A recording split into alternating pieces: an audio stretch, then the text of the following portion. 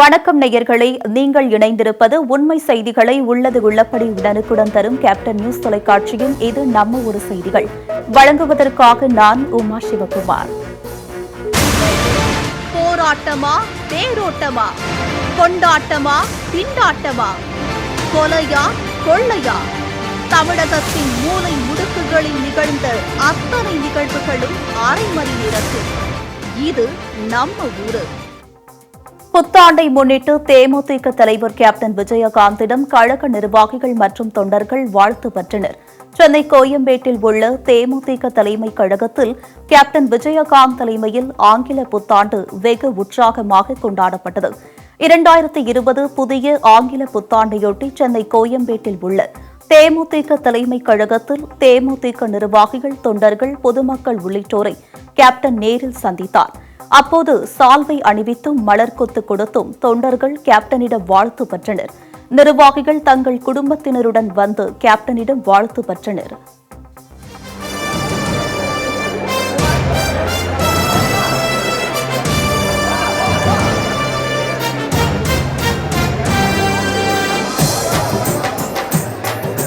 தமிழகம் தந்த திராவிடமே இளைய தலைமுறை நம்பிக்கை நாயகனே. தமிழகம் தந்த திராவிடமே இளைய தலைமுறை நம்பிக்கை நாயகனே.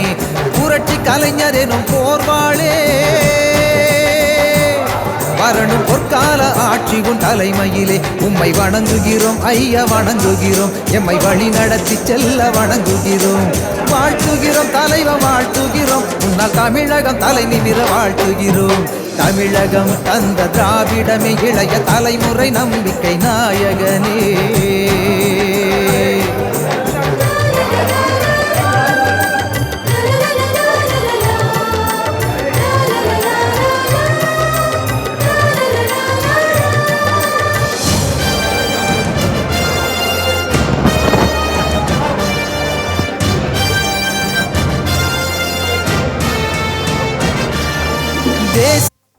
தேமுதிக தொண்டர்கள் குவிந்திருந்ததால் தலைமை கழகம் விழாக்கோலம் பூண்டிருந்தது.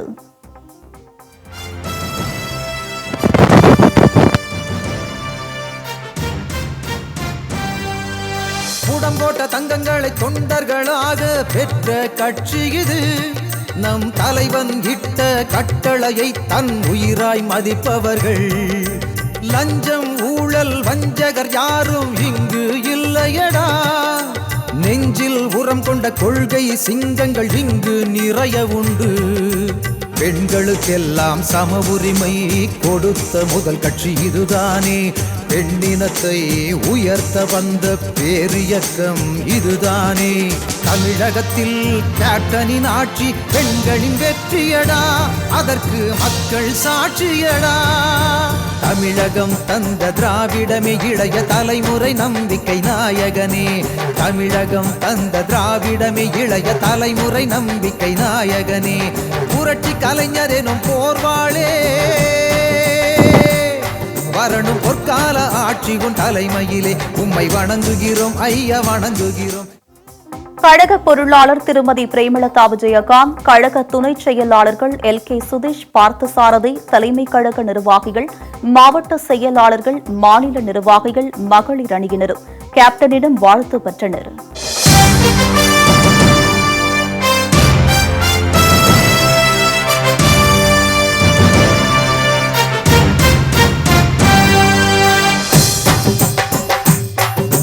தமிழகம் தந்த திராவிடமே இளைய தலைமுறை நம்பிக்கை நாயகனே. தமிழகம் தந்த திராவிடமே இளைய தலைமுறை நம்பிக்கை நாயகனே. புரட்சி கலைஞர் எனும் போர்வாளே, வரணும் பொற்கால ஆட்சி உன் தலைமையிலே. உம்மை வணங்குகிறோம் ஐயா, வணங்குகிறோம். எம்மை வழி நடத்தி செல்ல வணங்குகிறோம். வாழ்த்துகிறோம் தலைவன், வாழ்த்துகிறோம். முன்னால் தமிழகம் தலை நிமிர வாழ்த்துகிறோம். தமிழகம் தந்த திராவிடமே இளைய தலைமுறை நம்பிக்கை நாயகனே.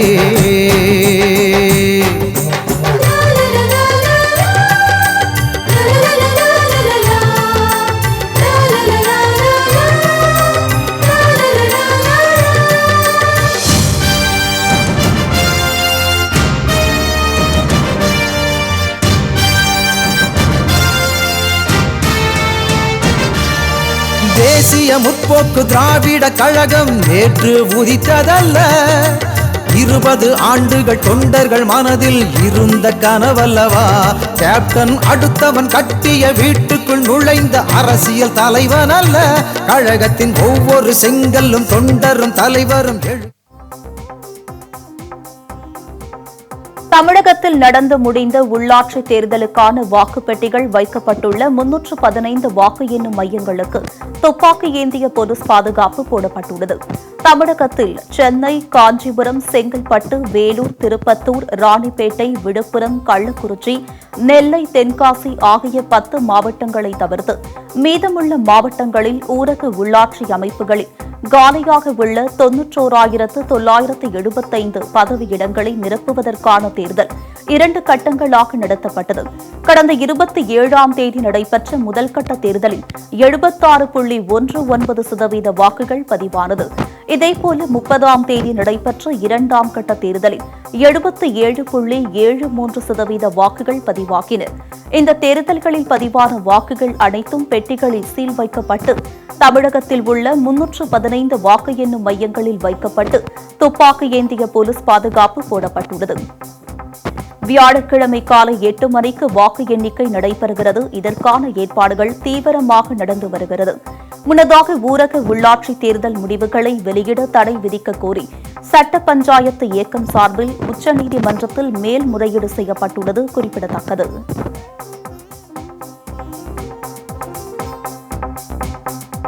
2020ஆம் ஆண்டு புத்தாண்டை முன்னிட்டு சுற்றுலா தலங்கள் மற்றும் கோவில்கள், தேவாலயங்களில் மக்கள் கூட்டம் அலைமோதியது.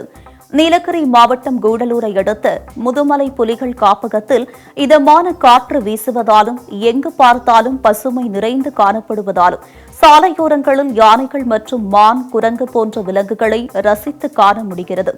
இதனால் விடுமுறையை முன்னிட்டு அங்கு குவிந்துள்ள சுற்றுலா பயணிகள் புது வருடப்பிறப்பை கொண்டாடிவிட்டு முதுமலை புலிகள் காப்பகத்தில் யானைகள் சவாரி செய்து யானைகளுக்கு உணவு வழங்குவதையும் கண்டு மகிழ்ச்சியடைந்தனர். இதேபோல சர்வதேச சுற்றுலா மையமான கன்னியாகுமரியில் உள்நாடு மற்றும் வெளிநாடுகளில் இருந்தும் வருகை தந்த சுற்றுலா பயணிகள் கடற்கரை பீச்சுகளில் நின்று புத்தாண்டை உற்சாகமாக வரவேற்று கொண்டாடினார்கள்.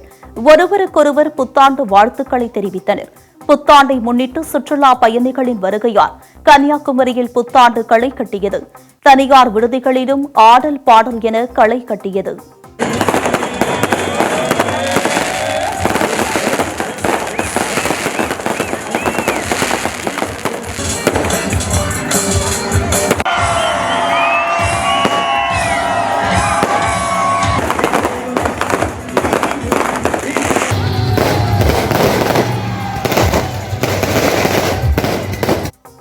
இதேபோல் ஆங்கில புத்தாண்டை முன்னிட்டு சிவகங்கை மாவட்டம் திருப்பத்தூர் அருகே உள்ள பிள்ளையார்பட்டி கற்பக விநாயகர் ஆலயத்தில் அதிகாலை முதல் பல்லாயிரக்கணக்கான பக்தர்கள் சுவாமி தரிசனம் செய்தனர். விநாயக பெருமானை காண சிவகங்கை மாவட்டம், ராமநாதபுரம், மதுரை, புதுக்கோட்டை மற்றும் தமிழகம் எங்கும் இருந்து திரளான பக்தர்கள் அதிகாலை முதல் வந்து நீண்ட வரிசையில் காத்திருந்தனர். பக்தர்களின் வசதிக்காக கோவில் நிர்வாகம் பல்வேறு சிறப்பு ஏற்பாடுகள் செய்திருந்தது.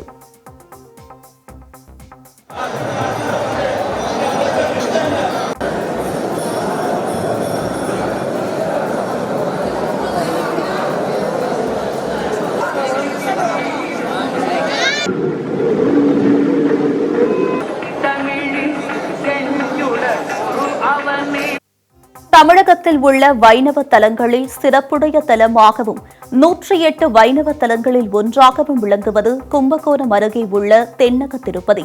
இங்கு புத்தாண்டை முன்னிட்டு 100க்கும் மேற்பட்ட மக்கள் அதிகாலை முதலை திரண்டு நீண்ட வரிசையில் நின்று வெங்கடாச்சலபதியை தரிசனம் செய்தனர்.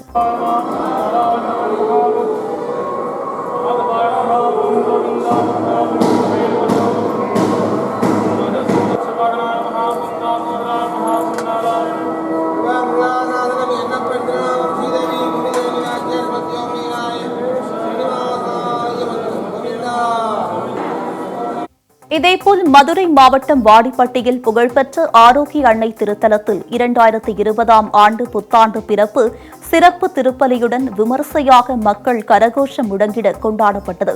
இந்த விழாவில் ஆயிரக்கணக்கானோர் பங்கேற்றனர். 2020 புத்தாண்டினை மகிழ்ச்சியுடன் வரவேற்றதுடன் ஒருவருக்கொருவர் புத்தாண்டு வாழ்த்துக்களை பரிமாறிக்கொண்டனர்.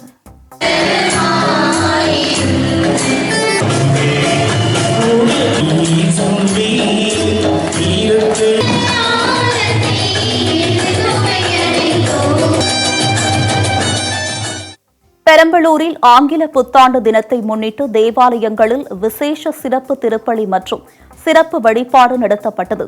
புத்தாண்டை வரவேற்று கொண்டாடும் விதமாக கிறிஸ்தவர்கள் புத்தாடை அணிந்து குடும்பங்களுடன் தேவாலயங்களில் நடந்த சிறப்பு வழிபாடுகளில் கலந்து கொண்டனர். இதனைத் தொடர்ந்து ஒருவருக்கொருவர் இனிப்பு வழங்கி புத்தாண்டு வாழ்த்துக்களை பரிமாறிக்கொண்டனர். இதேபோல அன்னமங்கலம், குரும்பலூர் பாளையம் உள்ளிட்ட மாவட்டத்தின் பல்வேறு கிராமங்களில் ஏராளமான கிறிஸ்தவர்கள் தேவாலயங்களில் நடைபெற்ற சிறப்பு வழிபாடுகளில் கலந்து கொண்டனர்.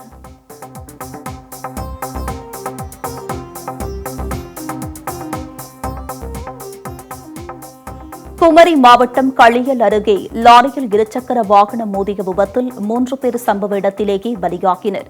அங்குள்ள பச்சை பகுதியில் தனியார் மதுபான பார் ஒன்று செயல்பட்டு வருகிறது. இந்த பாரில் அரசு நிபந்தனையை மீறி அதிகாலை முதலே மதுபான வியாபாரம் நடைபெற்று வருவதாக புகார் எழுந்து வரும் நிலையில் இன்று மது அருந்தி புத்தாண்டு கொண்டாடிவிட்டு இருசக்கர வாகனத்தில் வெளியே வரும்போது எதிரே வந்த லாரியில் இருசக்கர வாகனம் மோதி விபத்து ஏற்பட்டது. இதில் திருவரம்பு பகுதியைச் சேர்ந்த மகேஷ், விஜயன் மற்றும் பால்ராஜ் ஆகிய 3 பேர் சம்பவ இடத்திலேயே பலியாகினர். இதுகுறித்து தகவல் அறிந்த போலீசார் உடல்களை கைப்பற்றி அரசு மருத்துவமனைக்கு அனுப்பி வைத்தனர். மேலும் லாரியை கைப்பற்றியதுடன் தலைமறைவான லாரி ஓட்டுநரை தேடி வருகின்றனர்.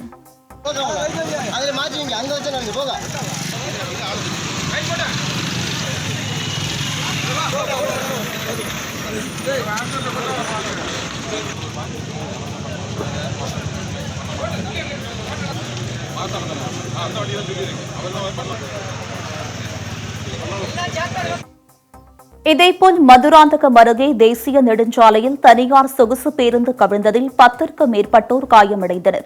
சென்னையில் இருந்து திருநெல்வேலிக்கு சென்று கொண்டிருந்த போது இந்த விபத்து நேர்ந்துள்ளது. பேருந்து தலைகீழாக கவிழ்ந்ததில் பேருந்தின் சீட்டில் சிக்கி உயிருக்கு போராடிய இருவரை போலீசார் கிரேன் உதவியுடன் மீட்டு அருகில் உள்ள அரசு மருத்துவமனையில் அனுமதித்தனர். இந்த விபத்தால் திருச்சி தேசிய நெடுஞ்சாலையில் சுமார் அரை மணி நேரத்திற்கு மேலாக போக்குவரத்து பாதிக்கப்பட்டது.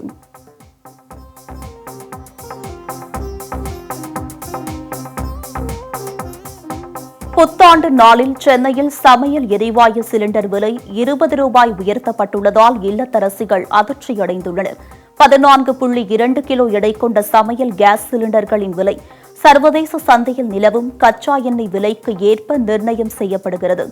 இதனால் சமையல் கேஸ் சிலிண்டர் விலை ஒவ்வொரு மாதமும் 1ஆம் தேதி கச்சா எண்ணெய் விலைக்கு ஏற்ப முடிவு செய்யப்படுகிறது. அதன்படி இன்று சமையல் கேஸ் விலையை இந்திய எண்ணெய் நிறுவனங்கள் மாற்றி அறிவித்துள்ளன. அதில் சென்னையில் மானியம் இல்லாத சிலிண்டர் ஒன்றுக்கு 20 ரூபாய் உயர்த்தப்பட்டிருக்கிறது.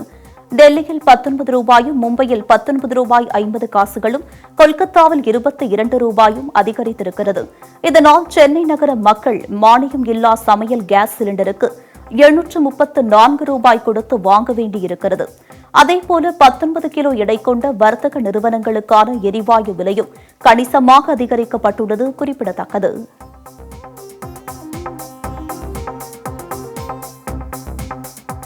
நாகர்கோவில் அருகே உறவுக்கார பெண்ணை பின்தொடர்ந்த இளைஞரை கண்டித்தது தொடர்பான முன் விரோதத்தில் ஒருவர் கத்தியால் குத்தி கொலை செய்யப்பட்டார். நாகர்கோவில் பூதப்பாண்டி பகுதியைச் சேர்ந்தவர்கள் ஆனந்த் மற்றும் அருண். இவர்களது உறவுக்கார பெண் ஒருவரை இரச்சகுளம் பகுதியைச் சேர்ந்த இளைஞர் ஒருவர் பின்தொடர்ந்துள்ளார். இதனால் சில நாட்களுக்கு முன்பு அந்த இளைஞரை ஆனந்த் உள்ளிட்ட உறவினர்கள் கண்டித்து அனுப்பியுள்ளனர்.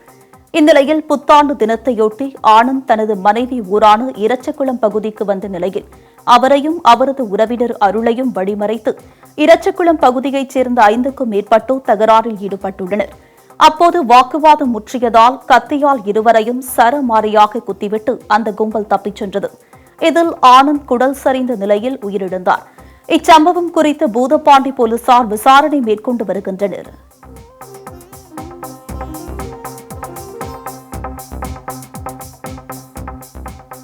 மேட்டூர் அணையில் இருந்து காவிரியில் கூடுதலாக நீர் திறக்கப்பட்டுள்ளதால் விவசாயிகள் மகிழ்ச்சியடைந்துள்ளனர்.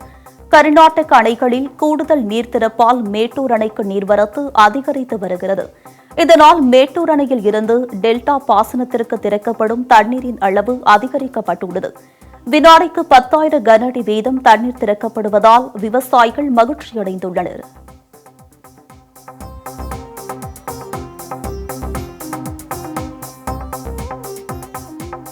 ஜனவரி 5ஆம் தேதி வரை வடகிழக்கு பருவமழை தொடருவதற்கான வாய்ப்பு உள்ளது என்று சென்னை வானிலை ஆய்வு மையம் தெரிவித்திருக்கிறது. சென்னை நுங்கம்பாக்கத்தில் வானிலை ஆய்வு மைய தென்மண்டல இயக்குநர் பாலச்சந்திரன் செய்தியாளர்களை சந்தித்தார். அப்போது பேசிய அவர், தமிழகம் மற்றும் புதுச்சேரியில் அடுத்த 2 நாட்களுக்கு மழை பெய்யும் என்றார். கிழக்கு திசை காற்றும் மேற்கு திசை காற்றும் சந்திக்கும் பகுதியாக தமிழகம் உள்ளதால் தற்போது மழை பெய்து வருவதாக கூறினார். தலைநகர் சென்னை மற்றும் புறநகர் பகுதிகளில் லேசானது முதல் மிதமான மழை விட்டுவிட்டு பெய்யும் என்றும், தமிழகம் புதுவையில் வடகிழக்கு பருவமழை ஜனவரி 5ஆம் தேதி வரை தொடரும் என்றும் பாலச்சந்திரன் தெரிவித்துள்ளார்.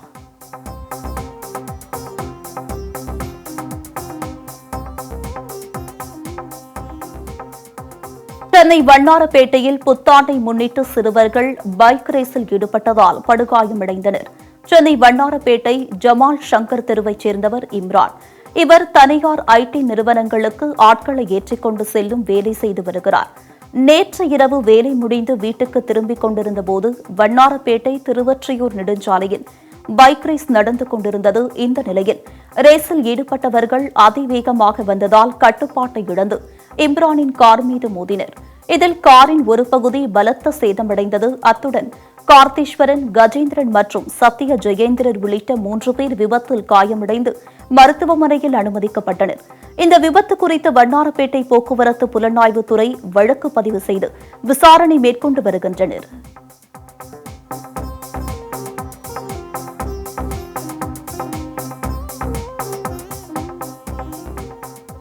மன்னார்குடியில் தேமுதிக சார்பில் புத்தாண்டில் கேக் வெட்டி கொண்டாடப்பட்டது.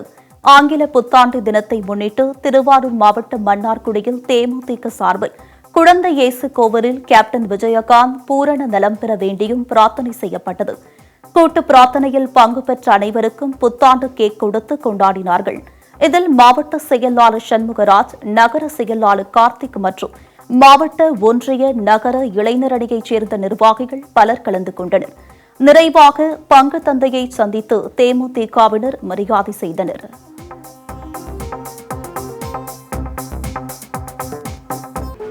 ராணிப்பேட்டை மாவட்டம் சோளிங்கரில் புத்தாண்டு பரிசாக தனி தாலுகா திறக்கப்பட்டதால் அப்பகுதி மக்கள் பட்டாசு வெடித்து இனிப்பு வழங்கி கொண்டாடினர். கடந்த நவம்பர் மாதம் 28ஆம் தேதி ராணிப்பேட்டையை புதிய மாவட்டமாக தமிழக அரசு அறிவித்தது. இதையடுத்து அப்பகுதி மக்களின் கோரிக்கையை ஏற்று சோளிங்கரை தலைமையிடமாக கொண்டு தனி தாலுகா திறக்கப்பட்டது.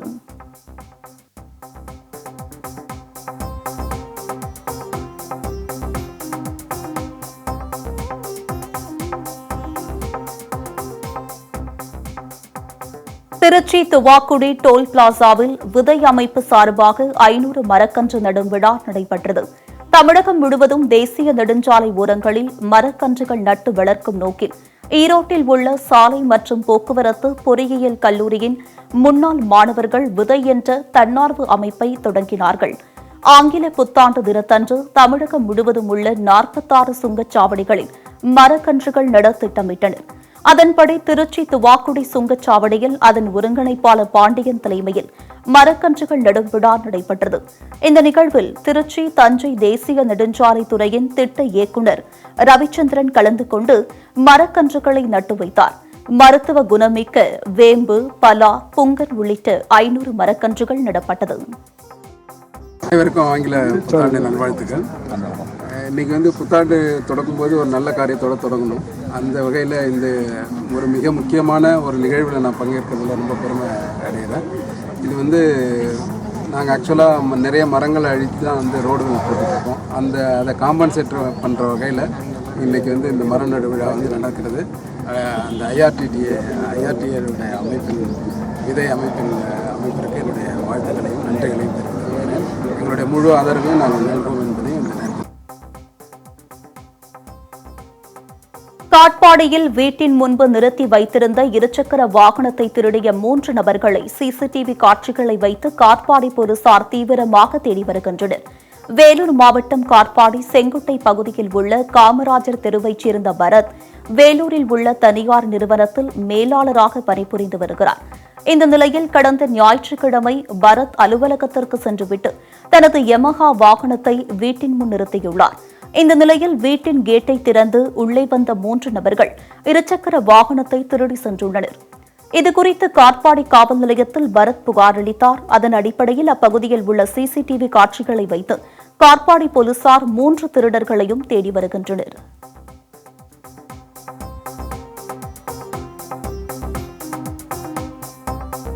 நெல்லையில் புத்தாண்டு கொண்டாட்டத்தின் போது மது அருந்தி வாகனத்தை இயக்குகிறார்களா என்று போக்குவரத்து காவல்துறையினர் அதிரடி சோதனை நடத்தினர். வண்ணாரப்பேட்டை தனியார் விடுதி முன்பு போக்குவரத்து காவல்துறையினர் சோதனை நடத்தினர். இதில் இருசக்கர வாகனம், ஆட்டோ, கார், வெளியூர் செல்லும் ஆம்னி பேருந்து உள்ளிட்ட அனைத்து வாகனங்களையும் இயக்கும் ஓட்டுநர்களிடம் சோதனை நடைபெற்றது. மது அருந்திவிட்டு வாகனங்களை இயக்கிய வாகனங்கள் பறிமுதல் செய்யப்பட்டது. புத்தாண்டு கொண்டாட்டம் நடைபெறும் இடங்களில் பெண்களிடம் மற்றும் குழந்தைகளிடம் அநாகரிகமான முறையில் நடந்து கொள்பவர்கள் மீது கடுமையான நடவடிக்கை எடுக்கப்படும் என்று எச்சரிக்கை விடுக்கப்பட்டது.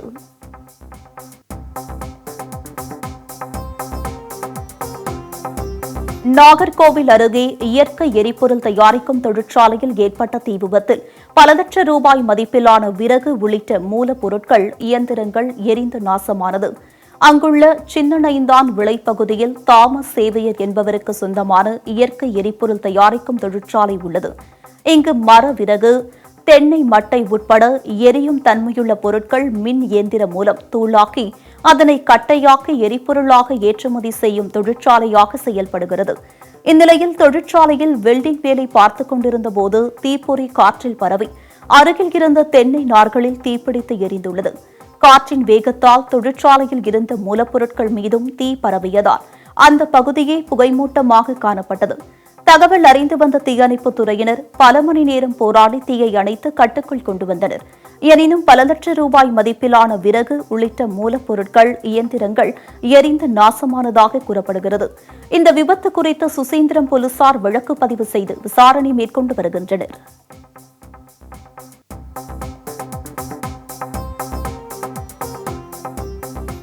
அடுத்த தலைமுறைக்கு தொழில்நுட்பத்தை கற்றுத்தரும் வகையில் தொழில் குறித்த கருத்தரங்குகள் மற்றும் தங்க நகை தொழிற்பயிற்சி கூடம் அமைத்து தர வேண்டும் என்று மத்திய, மாநில அரசுகளுக்கு பொற்கொள்ளர்கள் சங்கம் கோரிக்கை விடுத்துள்ளனர். கோவையில் பொற்கொள்ளர்கள் கூட்டமைப்பின் 1ஆம் ஆண்டு பொதுக்குழு கூட்டம் காந்தி பார்க் பகுதியில் உள்ள அக்ஷயா அரங்கில் நடைபெற்றது. கூட்டமைப்பின் தலைவர் சீனிவாசன் தலைமையில் நடைபெற்ற இந்த கூட்டத்தில் மேலாண் இயக்குநர் கமல்தாசன் உள்ளிட்ட ஏராளமானோர் கலந்து கொண்டனர். தொடர்ந்து செய்தியாளர்களிடம் பேசிய அந்த அமைப்பின் தொழில்நுட்ப பங்குதாரர் திருப்பதி ராஜன், இந்த கூட்டமைப்பின் செயல் திட்டத்தை தமிழக அரசு விரைவில் ஆய்வு செய்து மத்திய அரசுக்கு அனுப்ப உள்ளதாகவும், இதனால் இந்த ஆண்டு தங்க நகை தொழிலாளர்கள் 40% மானியம் பெற வாய்ப்புள்ளதாக தெரிவித்தார்.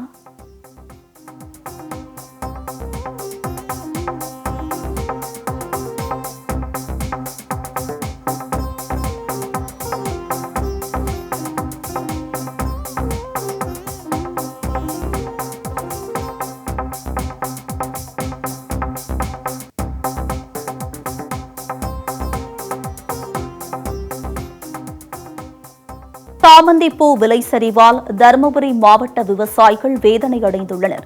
தருமபுரி மாவட்டம் பாலக்கோடு சுற்றுவட்டார பகுதிகளுக்கு உட்பட்ட பாரிமங்கலம், பஞ்சப்பள்ளி பாளையம், செட்டிப்பட்டி ஆகிய பகுதிகளில் சாமந்தி பூக்கள் விளைச்சல் அதிகமாக உள்ளது.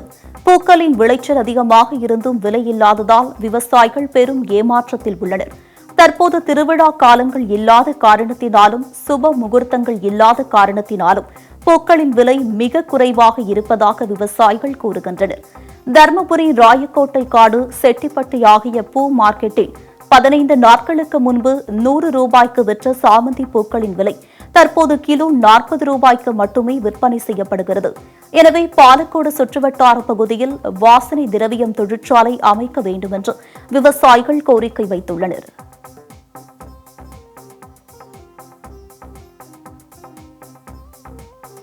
சாமந்தி பூ பார்த்தீங்கன்னா 2 ஏக்கரை போட்டுருக்குறேங்க. அந்த வருஷம் பார்த்தோன்னா விலை இல்லை. இப்போ பார்த்தோன்னா ஒரு கிலோ 40 ரூபா 30 ரூபா 50 ரூபாய்க்குள்ளே தான் போகுது. இதே ஒரு 15 நாளைக்கு முன்னே ஒரு 100 ரூபான்னு விற்றுச்சு. அப்போ இதே ஓரளவுக்கு கட்டுப்படி விவசாயிகளுக்கு. இப்போ கட்டுப்படி இல்லை. இப்போ பார்த்தோன்னா தாயக்கோட்டை மார்க்கெட்டு, பூ மார்க்கெட்டு, அங்கே போனால் 50 ரூபாய்க்குன்றான். தருமபுரி போனாலே 40 ரூபா 30 ரூபான்றாங்க. ஆக இங்கே இழுக்கடிச்சும் போது விவசாயிகள் ரொம்ப கவலையாக இருக்குது. அது அரசே கொள்முதல் செய்து விவசாயிகளுக்கு குறைஞ்சபட்சம் இந்த பூக்கெல்லாம் 100 ரூபா கொடுத்தா நல்லாயிருக்கும். விவசாயிகள் கொஞ்சம் ஓரளவுக்கு பண்ணுற விவசாயத்துக்கு நல்லாயிருக்கும். இத்துடன் இது நம்ம ஒரு செய்தி தொகுப்பு நிறைவு பெறுகிறது. தொடர்ந்து இணைந்திருங்கள். இது நம்ம தொலைக்காட்சி, நமக்கான தொலைக்காட்சி.